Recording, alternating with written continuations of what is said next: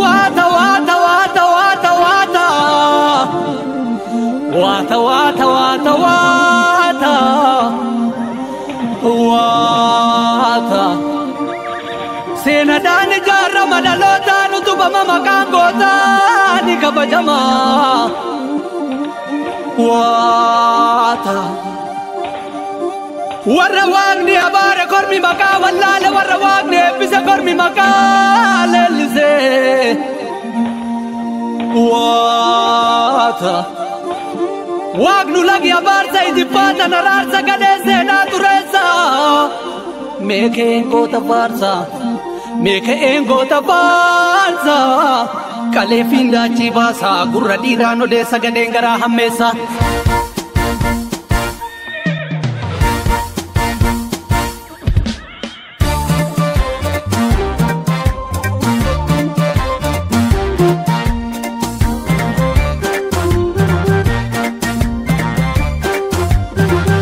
Baroda ya Oromo kalenja Wahankoda gotoni Kenya kalesa Akuda manu zena tu zena handesa Ya diga ko waljabesa Baroda ya Oromo kalenja Wahankoda gotoni Kenya kalesa Akuda manu zena tu zena handesa Ya diga ko waljabesa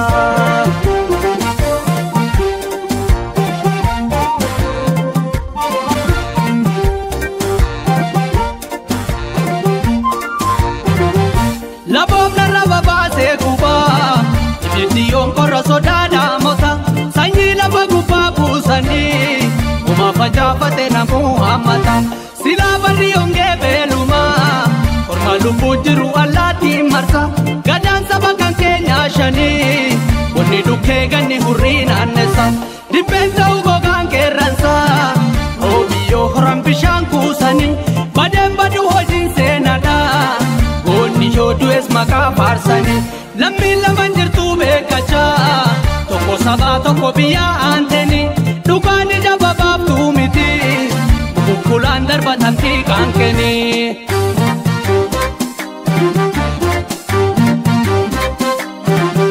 Nafarsa butota kalesa Tadasa alamu gitesa Agari enyutu alale Kota ko padada salale Midame yoda bedugasa Nidua yo kani adjes Kanabbar rabe kubudada Goni yon sarma tutukan Nafarsa butota kalesa Abishe fibaro tumsa Wakole jada kalarasa Elemos aibarasasa Mi antik inchalu dammi Asafa ko sharo lammi Lagasa wabi gota gota Nadiga mada fanti pitil tota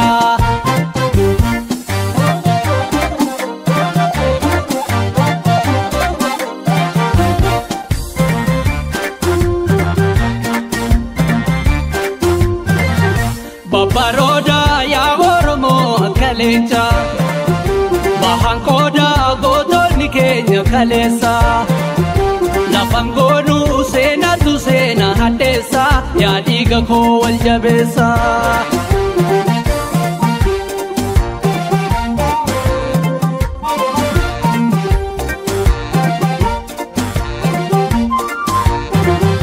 Orena batika olchule Rika Kenya kote duda jipa Jajunja jaba wagarati Kisa bulandu gumasete sirpa Onne mana jipa digali Adurrene sumati bate didi Tagana gumagara kana Yomi efata male sogiti Sibiluma sibilan tumta Ya tumtu bala bishawadita Jaldesa tumama ke duri Demsa midagu abalalata Nanya tabula penan darbu Foko diga tu chopedi mate Tuganda suta tapi korma Kanyeru gutu tilamib dapate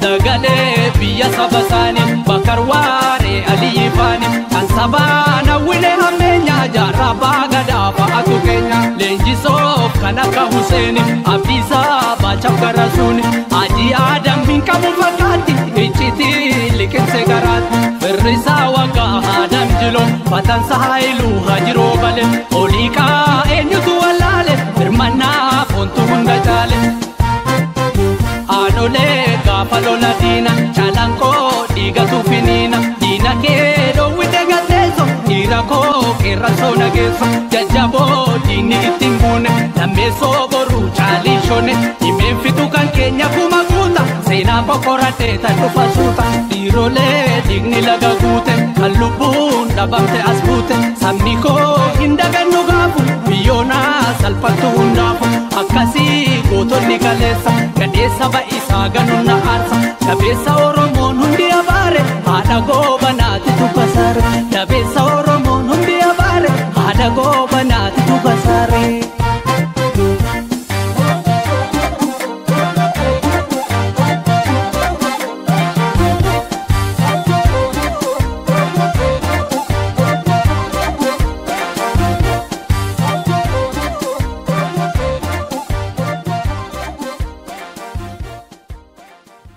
Ashama harka fuune daawwattoota keenyaa kun qophii Dinqa Oromooti. Qophii Dinqa Oromoo guyyaa kana keessatti keessummaa tokkoon ardii Afrikaa irraa qaba. Ani qopheessaan qophii kanaa beekan Gulummaa Irranaati. Ogeessi teknikaa koo Nuuree Sabaa istiidiyoo keessa jira. Keessummaan koo toora iskaayipii irra jira. Maqaa isaa nutti himuudhaan akka inni daawwattoota keenya wajjiniin wal baruufan isa afeera. Maqaan koo Leellisaa Aadaa Bantiin jedhama. Obbo Leellisaa Aadaa Bantii egaa mata duree yookiin taayitilii sii kennu hin beeku tokkoffaa balaliisaadha. Balaliisaa Xiyyaaraa akaakuu garagaraati. Barreessaadha. Kitaabota kee keessaa irraa argadhee kitaaba 2 gulaaleera. Mee seenaa kee gabaabumatti daawwattoota kootiif mee duuba deebii ogummaa barnoota keerraan wal qabsiisiitti waan nutti himi barreessaa Leellisa. Gaariidha. Egaa ani baadiyyaa tanadhee duratti Jibaatinaa Maccaa kan jedhamu aanaa Dandii.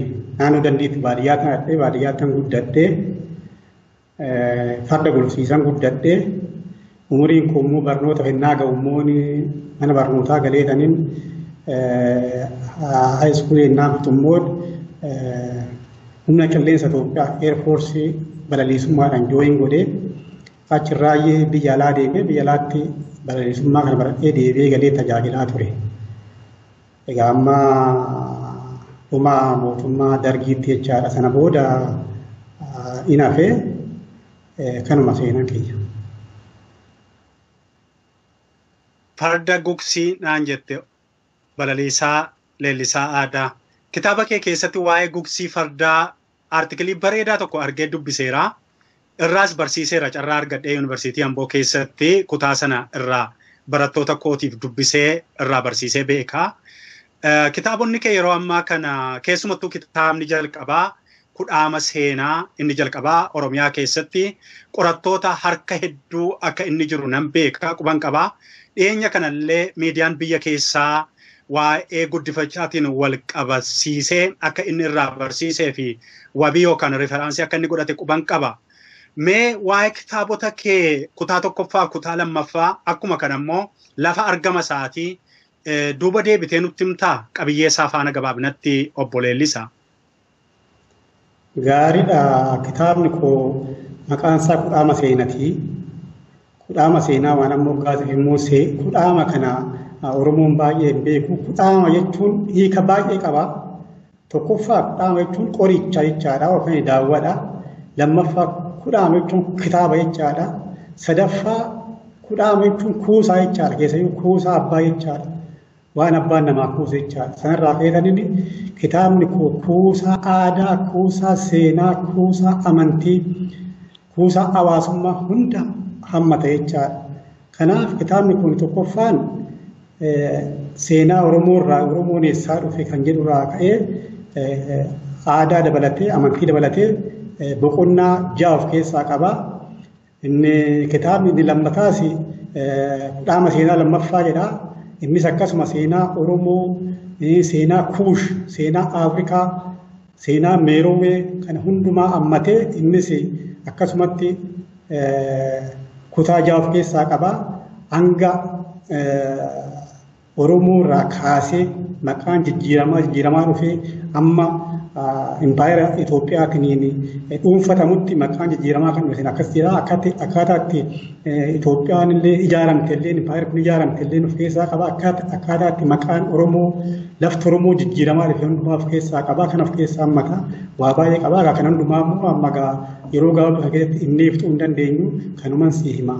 Waa'ee eenyusaatii isa kaan booda itti deebina waa'ee gugsii fardaa, waa'ee aadaa biraa, waa'ee guddifachaa, waa'ee moggaasaa, waa'ee gugsii fardaa, waa'ee gumaa dubbachuu, aadaa ilaalchisee, waaqeffannaa ilaalchisee akkasumatti waaqeffannaan bu'uura amantii hundaa ta'u, amantii kuush ta'u, achirraa guddachaa dhufu.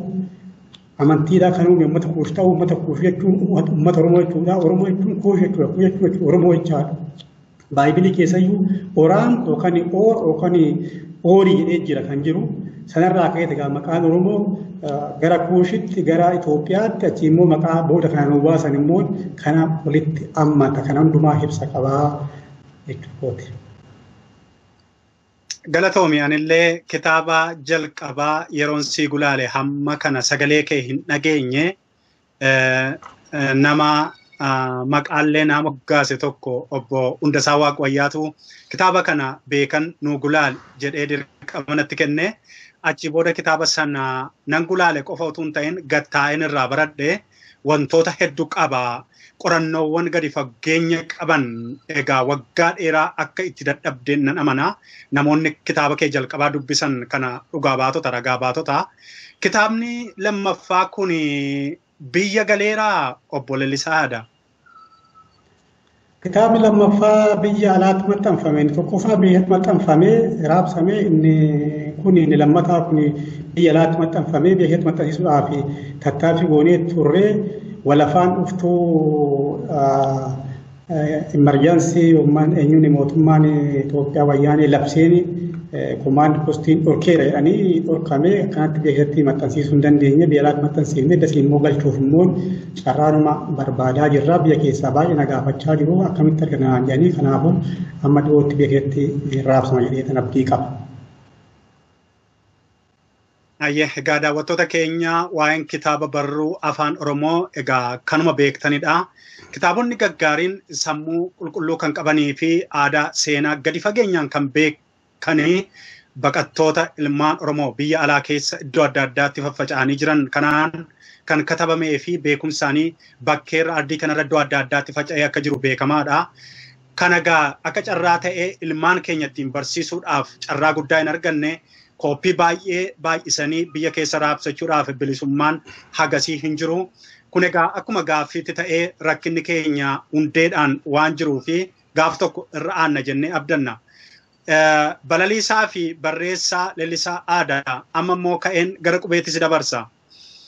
Kitaabni kee adda kan nu ta'u keessaa qubee qabsoodhaan dhufe, qubee dhiigaan dhufe, qubee falmaan dhufeen nuuf katabde. Qubee bareedaadhaan nuuf katabde afaan Oromootiin nuuf katabde jechuu kooti. Afaan dhaloonni qubee kun dubbisee eenyummaasaaf aadaasaa, seenaasaa, qaroominasaa ittiin qayyabatu, ittiin qoratuun nuuf katabde.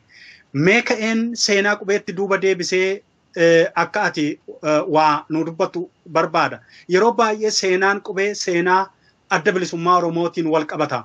Mee qubeen siif maali seenaa isaarraa duuba deebi'iiti waan nutti himee akka barreessaa tokkootti. Baay'ee gaariidha. Anis waa'ee qubee kana kitaaba keessatti barreesseera. Seenaa qubee uumuu akkuma makmaaksa Oromoo ergi isaanii yoo bubbule kan ofii namatti fakkaataa akka jedhan sana biyyoonni baay'een ergifatanii kan ofii taasifatanii labsatan. Qubee calqaba kan uume, qubee calqabaa kan uume Kuush, uummata Kuush keessaa inni tokko Oromoodha. Qubee calqabaa kan uume warra Kemeet jedhaman yookaan pippiloof maaruu ummata maaruu kan jedhamu ummata kimeer jedhu qubee calqabaa uumani. Qubee calqabaa Nuubiyaa keessatti uumanii qubee 800 uuman jechaadha. Qubeen 800 keessa gartokkeen isaa waa'ee mallattoodha gaafa qubeen 800 kuni mallattoodha. Kana keessa gartokkeen isaa waa'ee waaqaa qofa, waa'ee amantii qofa ittiin dhimma ba'an. Gartokkeen isaa immoo waa'ee hawaasummaa kan ittiin dhimma ba'an jechaadha. Qubee kana kan tolchanii ittiin fayyadamaa turan jechaadha. Qubee 3,200 dhaloota Kiristoos duratti uuman warri Kuush Nuubiyaa keessatti uummanni Kemeet jedhamu jechaadha. Achirraayi firoottan isaanii warri Feenqaa yookaan Foneeshiyaa jedhaman isaanis Kuushuma galaana Meditiraaniyaa yookaan galaana Meditiraaniyaa irraa gara bahaa jiru biyya amma Sooriyaa jedhanii keessatti amma dhuunfatamee duratti kan of danda'an turanii baay'ee qaroodha. Qubee kana fudhatan. Qubee kana keessaa 22 qofa fudhatan isaan. Qubee kana fudhatanii akka isaan turutti tolfatan jecha isaan daldaltoota turanii daldalli isaanii Feenqaa sanarraa kaasee yookaan Foneeshiyaa irraa kaasee hanga Jibralataraa yookaan amma garba Atlaantik deemaa turan jechaadha. Gamaa gamana kaaba Afrikaatii fi kibba Awurooppaa irra gamaa gamanatti jecha nagadaa turan jechaadha. Isaantu calqaba qubee warra fuudhee 22 keessaa fudhatee akka isaanii ta'u tolee jijjiiranii fayyadamaa turan. Isaantu fonootiks kan jedhu itti uume jechaadha. Isaan irraa immoo warri Giriik fudhatan. Isaan irraa immoo warri Giriik fudhatanii isaanis immoo akka isaanii ta'utti jijjiiranii 26 taasisanii tolfatan immoo warri Giriik. Isarraa warra Feenqaa irraa jechaadha. Tolfatanii itti fayyadamaa turan. Isaan ammaa itti fayyadamaa jiru. Warri Rashaalleen kan Giriik qabatanii akkuma jirutti fudhatanii sagalee qofa kennanii fi itti fayyadamaa jiru. Warri Rashaa kan fudhatan immoo warra Roomaaniyaa fi Bulgaariyaa irraa fudhatan jechaadha. Warri Roomaaniyaa fi Bulgaariyaa immoo Giriik irraa fudhatan. Amma sana booda warri Giriik immoo egaa yeroo sana immoo kaaba Afrikaa kanaa fi gara Midilistii kana waan qabatanii turaniif biyya kanatti bal'isan jechaadha. Booda immoo warri Roomaa immoo ka'anii warri Roomaa yookaan warri amma Xaaliyaan ta'an kun booda Laatimoo kan jedhaman kun warri qarqara galaana Meditiraaniyaa kun immoo warra Giriik rukutanii impaayira isaanii raawwatanii impaayira Roomaa kana babal'isan jechaadha. Isaanis qubee sana fuudhaniiti akka isaanii tolchanii itti fayyadaman jechaadha. Achii maqaa isaa gaamma kan Laatinii jedhan jechaadha. Warri Roomaa kan Laatinii jedhanii Laatiniin egaa uummata Xaaliyaan, Faransaay, Poortugaal, Ispaanii kuni Laatinii jedhaman. Isaan fudhanii immoo biyya Ameerikaa kana geessanii Laatin Ameerikaa kan jedhamu dhaqanii uuman jechaadha. Isaan irraa egaa Faransaayonni illee Ingilizii illee fudhanii Ingilizii fudhattee biyya kolonii wajjin dubattuu babal'ifte jechaadha. Akkasitti uummanni qubeen Kuush sun qubeen uummanni Kemeet uume sun qubeen uummanni Oromoo uume sun addunyaatti babal'atee egaa Feenqaatti aansee duras jedhama. Feenqaa duras jedhu warri Semeetik jedhan kun keessayyuu warri Hibiruu jedhan kun fudhatanii warri Hibiruu immoo obbolaa lama warra Israa'elii fi Araboota Ismaa'ilii fi warra Isaa jedhamu isaanis fudhatanii tottolfatan jecha sanarraa fudhaniiti jijjiiran jechaadha. Akkasitti kan qubeen kun kan babal'atee addunyaa wal ga'e. Kanaaf egaa amma qubee kana yeroo ammaa yookaan yeroo ammaa otoo hin ta'in qabsaa'onni Oromoo beektonni Oromoo qubeem sana keessaa fuudhanii qubeem dur kan isaanii ta'e sana keessaa fudhatanii sagalee isaa akka afaan Oromoo ta'utti tolchanii itti fayyadamaa yoo nagaan. Egaa calqaba kan itti fayyadame kan qubee kana kan uume Dooktar Hayilee Fidaadha. Beektonni biraas wajjin hin jiru. Adda bilisummaa Oromoo immoo fuudhee qubee kana sirnaan ittiin barsiisaa miseensa isaa waraana isaa deeggartoota isaa ittiin barsiisaa ittiin hojjechaa kufaatii dargii irra ga'ee sana booda biyya seenee uummatatti barsiisee chaartara keessa naa jiran immoo akka immoo naannoon Oromiyaa afaan qubee kanaan akka barreessu murteessisee paarlaamaa murteessisee gadhaabee barnoonni isa ittiin kennamu godhamee sana booda uummanni Oromoo ofitti fudhatee amma yoonatti kun qubee generation jedhamullee ijoolleen booda dhatte kun ittiin barattee ittiin barreessitee barreeffamni waa'ee Oromoo dubbatu duraan kan hin jirre amma kun lafa buutee afoollisaa walaloonsaa seenaansaa qubee kanaan barreeffamee guddina guddaa agarsiisee jechaadha. Kaneetti egaa diinni ni jira jechaadha. Diinonni guutanii diinonni kun maal jedhu akkamitti qubee biyya faranjii fudhattanii faranjii gurraacha fa'aa nu qeeqaa turan jechaadha nu jechaa turan jechaadha.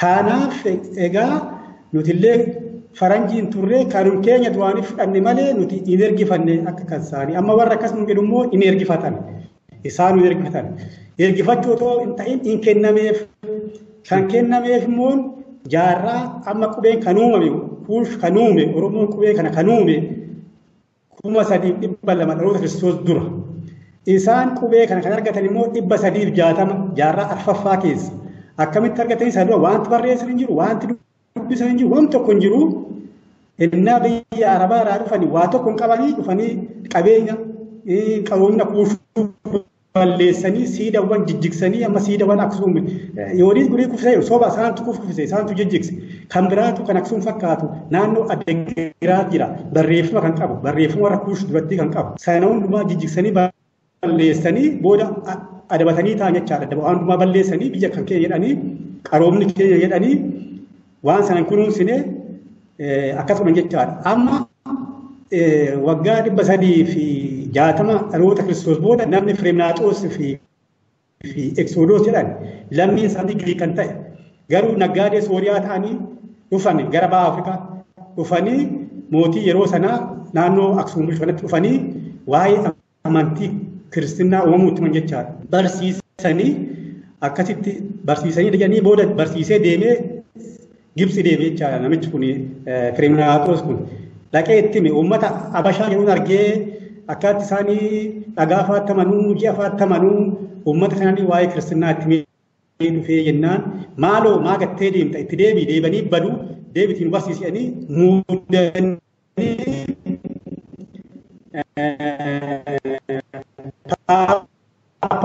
Paaphaasii taasisan jennaan lammii Giriikii lammii Israa'elotaa fudhatee dhaqa jechaadha. Dhaqee amma qubee kan kuush sana lakkoofsa kuush sana kan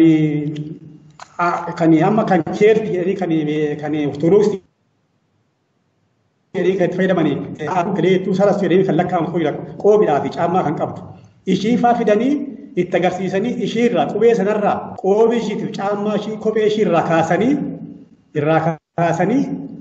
qubee taasisanii qubee fidala kan jedhan kana fidala isaan isaan ittiin dhaadatan kana taasisan jechaadha. Amma fakkeenyaaf fi 20 yookaan Israa'eelitti 20 duraaninaa barreessanii Israa'eel jedhanii barreessanii Israa'eel sana barreessu. Amma qoobii ishiitii fi kophee ishee irraa kaasanii laataaf jechaadha. Laamdaa laataaf jechaadha. Akkasuma 40 faa'onnaa lakkoofsa 40 kophee ishiitii fi qoobii irraa kaaftee saa isaanii ta'a jechaadha. Saa ta'a jechaadha. Akkasitti qubee hundumaa Abuna Salaamatii fi hiriyoonni isaa tolchanii fi ittiin barsiisaa turan jechaadha. Akkasitti uumamte isaan hin uumne hin fidaniif jechaadha. Qubeen sana fakkaatu mallee kan akkasii amma warra Armeeniyaa keessa jira. Warra Armeeniyaa exactly sun akkasii qaba. Kanaaf qubeen kun kan isaanii miti. Hundeen isaa kan keenya. Isa caalu fudhanne isa afaan kuush ibsu fudhanne jechaadha. Inni suni akka semeetikii aksentii semeetikii yookaan logoda semeetikii ibsutti sana tolchee jechaadha Abuna Salaamanii fi warri Gibsi kooptikiin Gibsi. Kanaaf innuu kan isaanii miti in fudhatanii ergifatanii kanaaf ittiin afeeruu hin danda'anii kan keenya fudhannee kan keenya deebifnee fudhanne malee hin ergifannee maqaa laatii jedhanii kan itti moggaase warra Roomatii akkasiin kan isiin jedhu. Amma maal dubatti deebi'ennaan si ibsu qubee warra kuush kanaa warri Giriikii eerogiraafiksii jedhu jechaadha. Oromoon immoo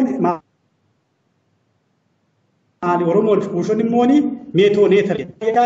Qubee waaqaa yookaan qubee maleekaa jechaadha. Yookaan jecha maleekaa jechaadha. Yookaan arfii maleekaa jechaadha. Kan waaqaa wanti nuti kan waaqa ta'e warra kuush biratti jechaadha. Waaqayyuu kan dura arge kan dura beeke isaan waan ta'eef kennallee innaa kennallee lubbuu namaallee kennuuf baay'ee waan yaataniif kanaaf qubeen kan saati amma gaa qubee sana kana keessayyi bakka lamatti ramaadha inni tokko kunifoormi jedhama inni tokko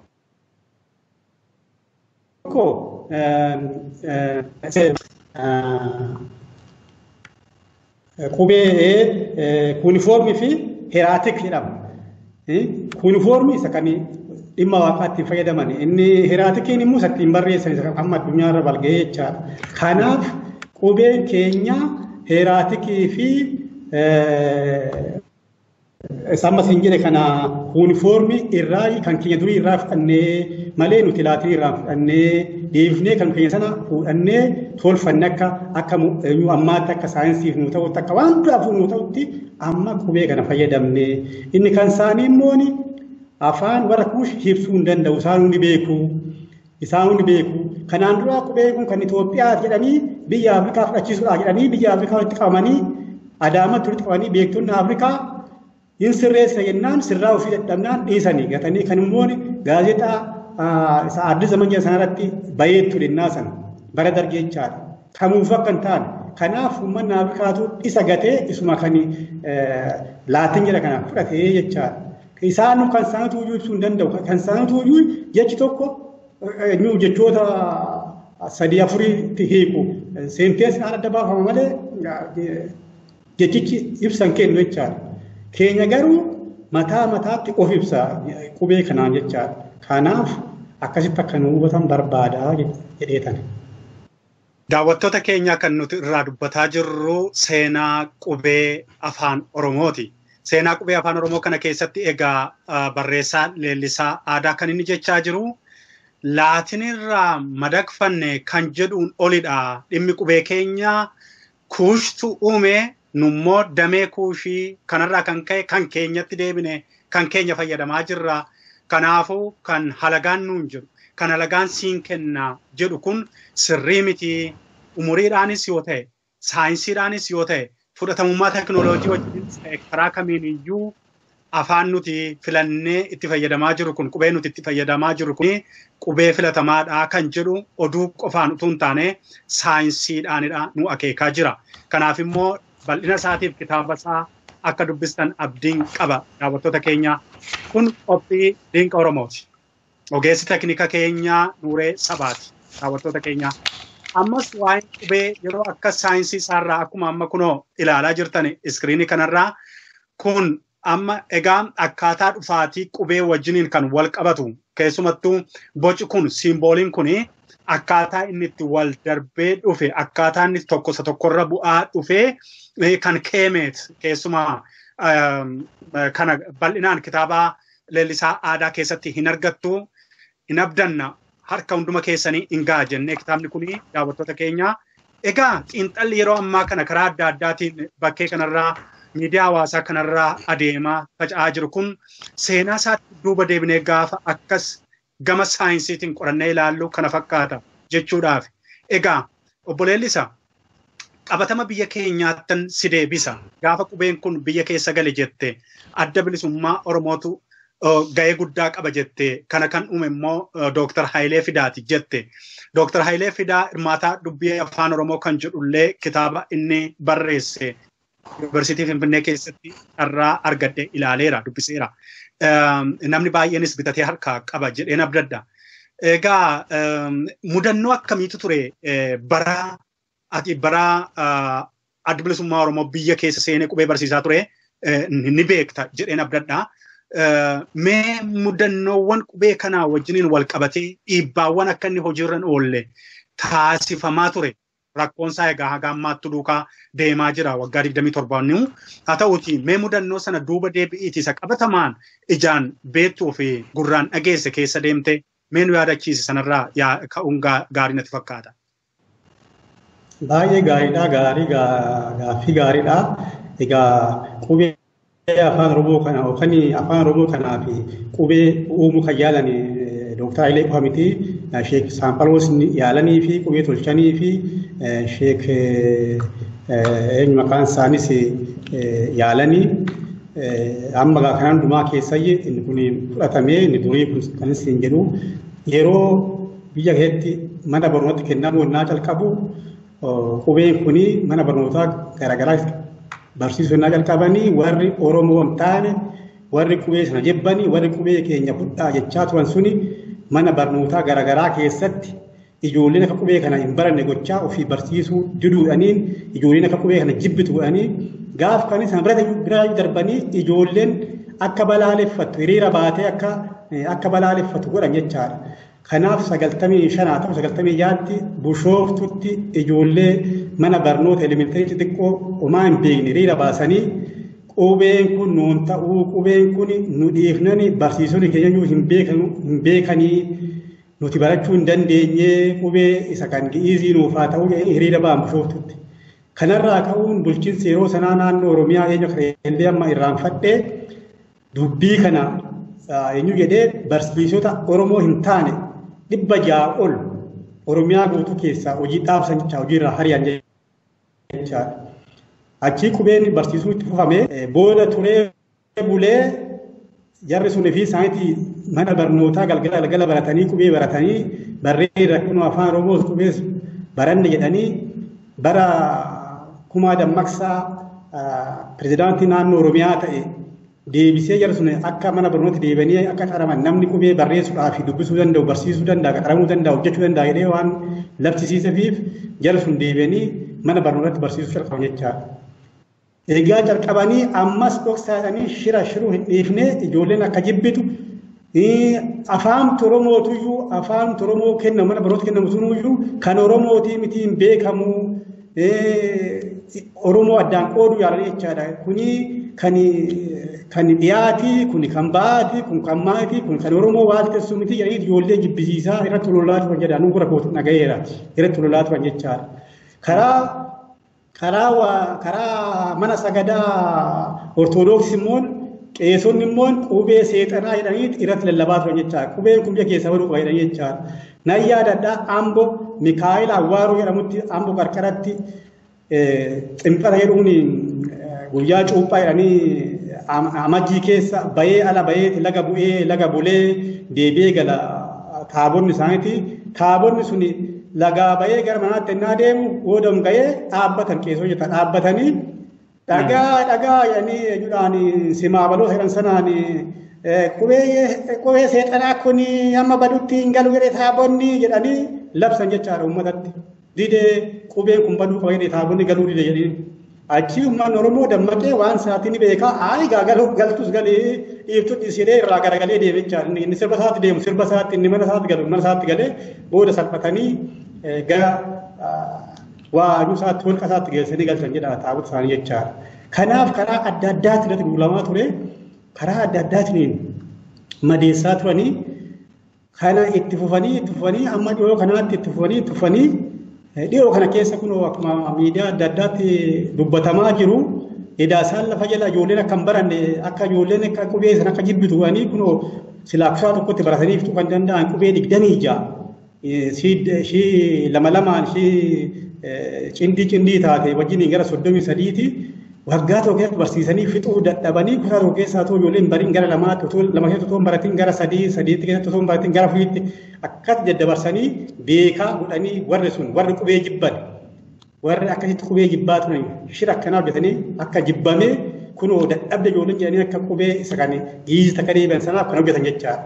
Kuni qofa ta'uu kana qofa otoo dhaabbatiin warra Ameerikaatiin wal ta'anii iskoolariin warra giizii kun warra dabtaroon jechuu dandeenya dabtaraawwan kan seenaa Oromoo calisaa kan turan kan aadaa Oromoo calisaa kan turan kan kun afaan Oromoo calisaa kan turan suni dabtaroonni suni warra USAID wajjin wal ta'anii qorannoo goona jedhanii ijoollee kun qubee hin dandeenye jedhanii qorannoo sana dhiyeessan jechaadha. Kana hundumaa Oromoon quban qabu eenyutu quban qabu inni waajjira barnootaa keessa illee quban qabu warri quba qaban immoo dhugumatti fakkaata. Maallaqni baay'inaan gaditti jige silaayyuu miliyoona 90 kenname kana fa'aa argachuudhaaf jechaadha. Warra keessa jiran illee shira duuba jiru hin beekan.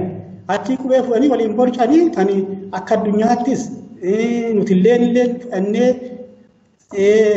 aabaa caadaa kan jennu warri Ingiliziis warri Faransaayis akkasumatti tartiiba sanaan kan itti fayyadaman hundumtuu fuudhanii borcanii elli irraa calqabee gaadhaa maadhaa jedhanii mee rabbi keeti jedhi gaatu irra salphaadhaa nurra baara yookaan caarra fuudhanii akkasitti unkuranii akkasitti dhiyeessanii akkasitti kennuu calqabanii amma gaa isa duraanii ijoollee harkaa wal dha'ee amma naa wal dha'ee naa rakkina naa amma deebisanii kunoo kanas muu dadhabanii kunoo ta'uu fi afaan oromootii fi kunoo gi'izii fudhaa jechuuf deemu jechaadha. Shira kanatti hojjetame kana quban qabu uummanni keenya kana quba qabaachuu qaba.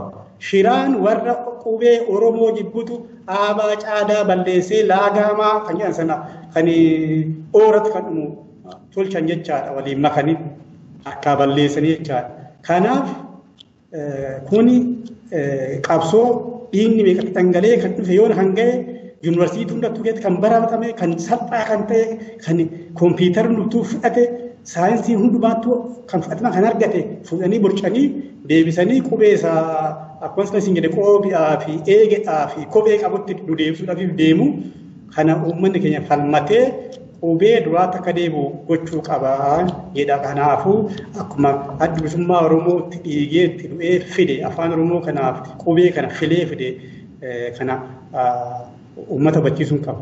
Wanti keessa deebi'ee gochuu qabu qubee kana immoo kan calqabeeyyummoon warra Xaaliyaanii bara Itoophiyaa weeraran sana ittiin barreessaa ittiin dubbachiisaa reediyoo dhaabatanii ittiin lallabaa turan jechaadha. Garuu Alasillaaseen gaafa Xaaliyaanii aramtee Ingiliziin Xaaliyaanii ariitee Alasillaasee fiddeenyaa keessu waan waa'ee Oromoo dubbatu waan qubee Oromootiin barreeffame walitti qabsiisee gubsiise Alasillaaseen. Kanaaf waa'een seenaa Oromoo kan dubbatu waa'een afaan Oromoo kan dubbatu waa'een aadaa Oromoo kan dubbatu kitaabni biyya keessa hin jiru. Hin gubata hin balleessu yookaan iddoo sana keessaa baqaqsu. Ani ija kootiin argeera laayibraarii uummataa Finfinnee keessa jiruu fi bakka adda addaa yuunivarsiitii keessa kan jiru hordofee yookaan iddoo sana keessaa baqaqsu yookaan kitaaba isaa dhabamsiisu jechaadha. Waa'ee Oromoo tokko ishee kan ibsu. Isa isaanii warri dabtaraa barreessan malee Oromoo arrabsanii barreessan malee. Kanaaf kana hundumaa shira kana hundumaa quba qabaachuu qaba uummanni Oromoo dhaloonni ammaa dhaloonni boruu kana quba qabaachuu qabaan jedha. Galatoomi obbo Leellisaa Aadaa. Egaa seenaan argitee waan marti seenaadhaaf ol kaa'ama. Jijjiirraa qubee ilaalchisees tarii wanti sirni ammaa deemsisaa jiru kun maal hojjetaa akka inni jiru xiinxalleef qorannoon adda baasuunsaa hin oolu. Duuba deebi'ee bara Xaaliyaanii kan jette keessumaa bara sana keessaa akka naannoolee Oromiyaa tokko tokkotti afaan Oromoo afaan hojiillee afaan waaqeffannaallee keessumaa bara sirna Iyyaasuun gaaffii gidduutti sanatti bulche keessatti akka waa tokko akka jiru maddi seenaa keenyaallee lafa kaa'a. Nan yaadadha barsiisaa seenaa haayiskuulii amma immoo yuunivarsiitii Wallaggaarraa Piroofeesara dooktoreetii isaa irratti qorataa jiru waa'ee madda dhuftee ogbarruu Oromoo kanaa irratti wantoota baay'ee qorataa akka inni jiruu fi baasaa akka inni jirullee quban qaba. Egaa waa haa qulqulleessinu barreessaa Leellisaa Aadaa. Qubee kana eenyu jalqabee keessumaa qubee ammayyaa isa amma bara ce'umsaa as hojiirra oolee dhaloonni biyyi Oromiyaa marti kan itti fayyadamaa jiru kana tan xiqqoo ishee daqiiqaa muraasaaf booda si deebisa. Waa'ee Sheek Bakirii Saphaaloo gaafa kaafnu qubee isaaf mijatu kalaquu irratti boca addaarraa uumee akka inni yaalii godhedha kan nuti beeknu. Qubee isaa laatinii kanaa wajjiniin yookiin qubee amma kush ati jettu kanaa wajjiniin waan wal fakkaatu natti hin fakkaatu. Dr. Muhammad Rashid immoo quraana gara afaan Oromootti deebisani. Hayyuun sun nama baay'ee baratanidha. Marsariitiin isaanii har'allee googiliirra ni jira. Waa baay'ee dubbisuu hin dandeenya. Afoolallee walalollee waa baay'ee katabanii. Sanaan duuba immoo duubatti gaafa galagallee yaadannu immoo hiikaa waajii yookiin Onesmoos Nasiib abbaa gammachiisiin yaadannaa. Innis kitaabota adda addaa barreesseera. Haa ta'u malee qubee isa kanaan barreesse miti. Qubee saabaadhaan barreesse. Calqaba barsiisaa kan jedhu jira. Tarraka wangeelaa kan jedhu jira. Kitaaba qulqulluu kan immoo gara afaan Oromootti hiike. Kana waan gumaachawwan torba kan inni Aastar Gannoo yookiin Gannoo Salbam jedhamtu wajjin qopheesse. Anillee irraa barsiisaan ture. Dubbiseeras kitaabichas gariidhaan nan qaba. Egaa wantoota kana dhalootaaf qulqulleessaa deemuu danda'utu nutti jira. Konfiyuuzhinii wayiitu jira. Waan wal'aa'e wayiitu jira dhaloota keessa toora qabsiisuudhaaf.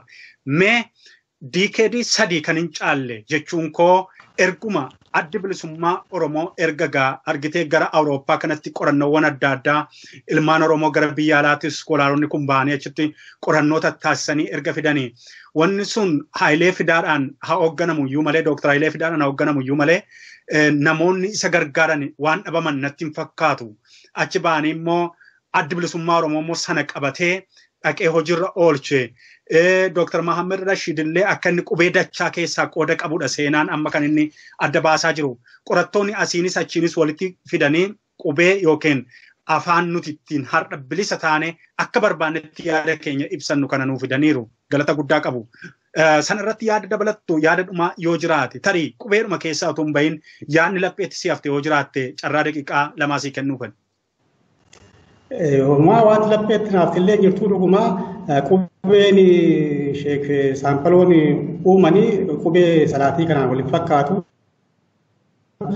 garuu isa kan Arabaas jaalanii isa kan Giiziinas jaalanii sanumarraa kan wayyu tokko tolchan jechaadha eega kennaniifi malee qubee isa kan laatinii kanaan wal qabataa miti qubee kuush sana eenyus kan kuush isa kawara kimee sanaan wal fakkaachuu tini dhiyaata qubeen sun argeera eenyu maxxanfameeti kana akkasumas siin jedhee qubeen kun dhiiga namaa keessa akkasiin dhiiga Oromoo keessa akka Oromoo akka kan saatiitti akka qarooja saatiitti akka fudhatu kan godhe adda bilisummaa Oromoo kan gadhaabe kan deeme jechaadha yeroo sana ministeerri barnootaa ibsaa guutamaa ture namoota tiramadee eenyuun akka hojjetamuuf hundumaa kan godhee kan gadhaabe kan deeme adda bilisummaa Oromooti ammallee adda bilisummaa Oromoo immoo karaa adda addaatiin kitaabota adda addaa akka maxxanfamu barruuleen adda addaa akka maxxanfamu godhaa guddisaa deema sana qabatanii egaa ijoolleen kunoo isinumtuu warra qubee jenereeshinii fi isinis yuunivarsiitii hedduu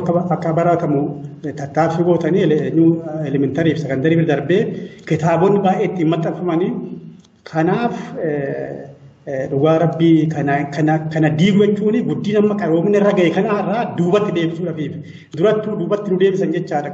Keessayyuu amantii miti amantii hin balaaleffadhu dabtaroonni ortoodooksii qeessonni ortoodooksii Oromoo doomsuudhaaf tattaaffii isaan hin goone jiru. Isaan doomaa turanii waa tokko hin beekan isaanuyyuu uummanni kadhataa akka ta'u ofii isaaniitti guyyaa 30 jira guyyaa 44 guyyaa 44 ayyaana ortoodooksii maqaa adda addaatti baasanii akka uummanni hojjan akka taa'ee kadhataa ta'u godhanii uummataa doomsanii doofaa taasisanii qubichis immoo qubee 300 fi gara qubee 380 adda addaatti dabalanii sanaa caa'uu danda'a kana hundumaa baradhaa inni nutu rakkoo beekanii baranne ji'a 3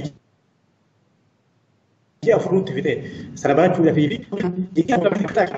sana deebisanii akkasi doofaa akka ta'an Oromoon akkasi doofaa ta'ee akka isaan baatee jiraatu isaan takka olaantummaan jiraatu gochaa turanii gochaa jiru ammas kana fedhiin isaanii jechuudha. Kanaaf guddina kana qubee dhiigan argame kana uummanni fi dhaloonni ammaa dhaloonni boru hin gallakkifne dhaamsa dhaammadha jechaadha. Galatoomi ulfaadhu dhaamsa keellee nus dhaloota biyya keessa jiruuf biyya alaa jiruuf si dabarsinee jirraa akka qophii dinqa Oromootti. Egaa daawwattoota keenyaa waa'ee seenaa qubeetiin wal qabsiisee dhiibbaa fi gidiraa haga ammaatti durii ka'ee irra jiru seenaa madda qubeerraa ka'ee barreessaa fi balaliisaan xiyyaaraa obbo Leellisaa Aadaa bal'inaan nuu kennee jira. Qophii keenya kutaa tokkoffaallee asuma irratti goolabuudhaaf jennaa. Qophii kana qopheessee kan isinii dhiyeesse an beekan gulummaa irranaati ogeessi teknikaa koo obbo Nuuree Sabaati. Daawwattoota keenya sirba warraaqsaa kanaa wajjiniin nagaattan isiniin jedha.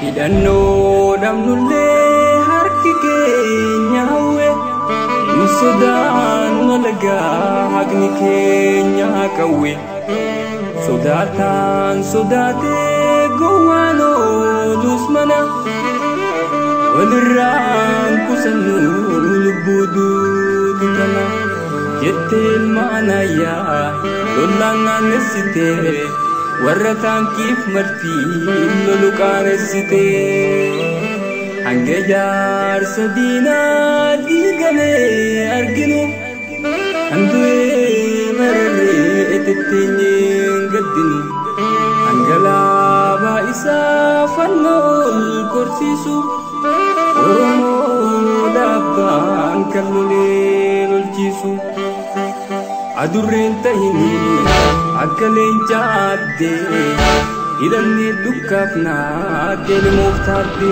akka waaqoof taadde adurreen tahini akka leencaadde hidhannee dukkaaf naa akka nadiif taadde akka jaarraaf taadde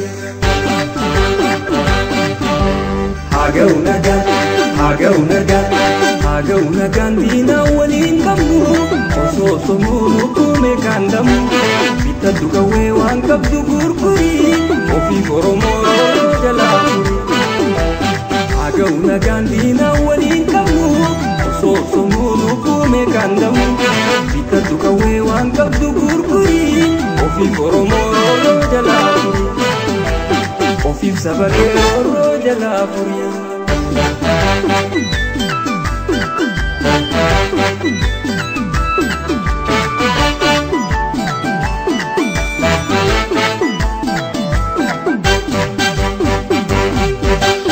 Ibidda du'aanutti bobeessanii hawaasa gaayoo shororkeessanii eenyu jallisee laala lammii ofii olga hin baadiina karaati eenyu jallisee laala lammii ofii olga hin baadiina karaati eenyu jallisee laala lammii ofii olga hin baadiina karaati ilmaan Oromoo raasaasa nyaachisee beektuu kana faasiin kee kan qaanesse diina salphisuu itti beektaa jiru olga hin wanti eegduun jiru diina salphisuu itti beektaa jiru hidhadhu garaa wanti eegduun jiru diina salphisuu itti beektaa jiru hidhadhu qawwee wanti eegduun jiru haga unagaan diina waliin qabu osoo somuunu kume gandamu bitadhu qawwee waan qabdu gurguri ofiif Oromoo jalaafuri diina Oromoo sanyii duguugutti kikichuuf deeman guddoof duudutti feera moosiraan muftaasii achi olka Oromoo birraa galchi olka Oromoo birraa galchi olka Shawaa olka Wallaggaa olka Harargee olka Arsii olka Baalee olka Jimmaa olka Iluu olka Walloo olka Raayyaa olka Wambaraa olka Karrayyuu olka Booranaa olka Gujii olka Qeerroo olka Qaalee olka Oromoo hidhadhu qawwee olka Oromoo hidhadhu qawwee olka Oromoo hidhadhu qawwee olka Oromoo hidhadhu qawwee